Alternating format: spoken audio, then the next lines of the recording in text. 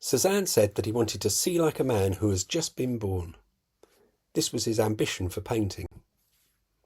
It's an impossible desire, of course. A baby can be just born, but not a man. However, this didn't bother him. He was a man. He just had to unlearn most of what he had been taught about how he was supposed to see the world. So Cezanne's paintings have different priorities to almost every other painting around at the time. Look at the 6 pieces of fruit on the table. What are they? They're probably oranges, but they might not be. They might, or some of them might, be apples or peaches. Cezanne doesn't dissolve their forms in light, like an impressionist. They're solid and tactile, but he's much more interested in their roundness than their specific identity. No one else painted still lifes this way. Their roundness is amplified through the teapot and the jar, whose lid handles have been edited out to emphasise their full-bellied quality. Seeing like a man who had just been born also meant that perspective was not so important as people had assumed. The table in this still life is clearly wrong perspectively. The top is wonky. It's tilted up and rising toward the back corner. This is not because Cezanne was unable to do it correctly. When you get close to the painting, you can see Cezanne thinking about this corner and adjusting it a couple of times. This is very deliberate. He felt that perspective was a screen that came between us and our experience of the world.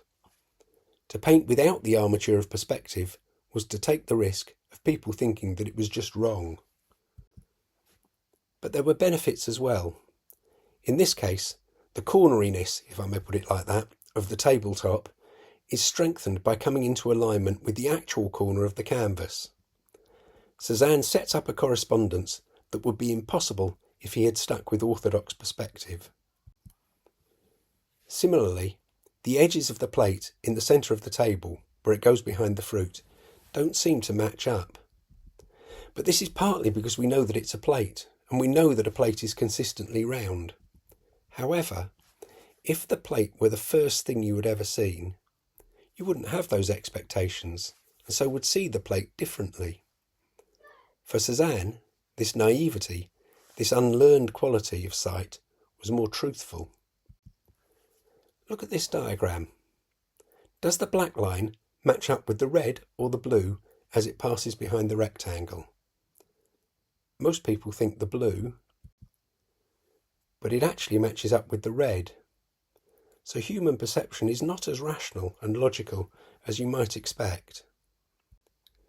Cezanne also painted distance differently from most painters at the time. The Garden of Maupassant was painted at exactly the same time and from pretty much the same position as Pissarro's kitchen garden. But look how much larger the houses on the hill are in Cezanne's painting. The objects in the background of Cezanne's paintings do not diminish in size as they would in strict perspective. Instead, they push forward. Partly, this may be Cezanne finding an equivalent in painting for the effect of concentration. When we focus on an object, near or far, we use our central vision to look at it, and central vision carries much more information than peripheral, so it's like looking at something more closely. This happens almost in reverse in still life with Teapot, where the rumpled tablecloth and the wall behind it become like hill and sky. You can see the similarities with a painting like Hamlet near Gardanne. The pattern on the cloth is painted the way he would paint the fields, houses and woods in a landscape. Distance is imported into the near at hand. Colour is at the heart of Cezanne's approach.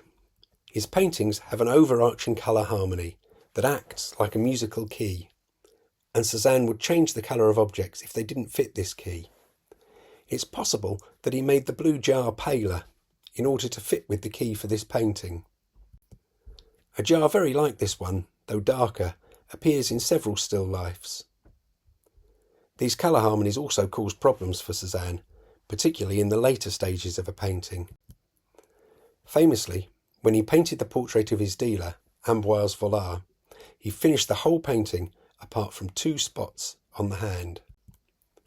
When Vollard pointed this out to him, Cezanne said that he hadn't yet found the right colour for these places, and if he put the wrong colour in, he would have to rework the whole picture on the basis of those 2 spots of colour. Something similar may have occurred in the course of the still life, where the tip of the spout of the teapot has been left unfinished. Cezanne said, and I quote, "To paint is not to copy the objective world slavishly, it's to seize a harmony between numerous relationships and to develop them according to a new and original logic." End quote. This is what he's doing here. Learning to see like a man who has just been born required long and careful study, and was only possible with thousands of hours of practice. Achieving naivety required great sophistication.